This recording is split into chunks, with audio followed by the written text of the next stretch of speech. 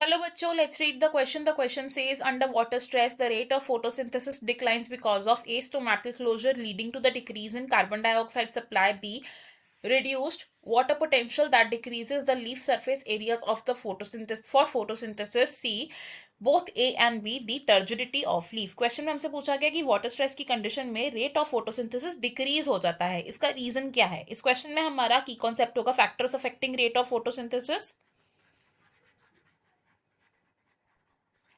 Factors affecting rate of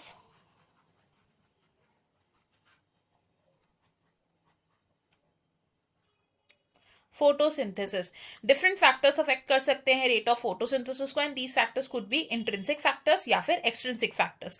ऐसे ही कुछ factors का एग्जांपल हो सकता है water, carbon dioxide availability, light conditions, etcetera.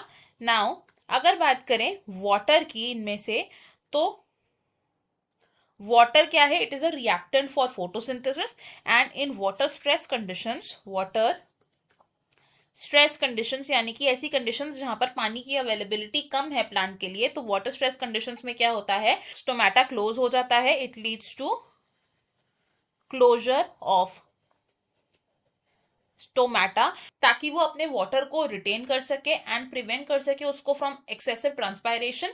Stomata के क्लोजर की वजह से जो कार्बन डाइऑक्साइड अवेलेबिलिटी है प्लांट के पास वो भी कम हो जाती है. It reduces CO2 availability. CO2 availability क्यों रिड्यूस हो जाती है? बिकॉज स्टोमेटा के दो प्राइम फंक्शंस होते हैं, first is transpiration and second is the exchange of gases. तो क्योंकि अब स्टोमेटा क्लोज हो चुके हैं तो एक्सचेंज ऑफ गैसेस पर भी इफेक्ट आएगा, जिसकी वजह से कार्बन डाइऑक्साइड अवेलेबिलिटी कम हो चुकी है, एंड इवेंचुअली जो रेट ऑफ फोटोसिंथेसिस है it is declined. In addition to this, water stress condition में क्या होता है? विल्टिंग हो जाती है लीव्स की, विल्टिंग ऑफ लीव्स हो जाती है, यानी कि इनकी वजह से जो लीव्स का सरफेस एरिया है वो भी रिड्यूस हो जाता है.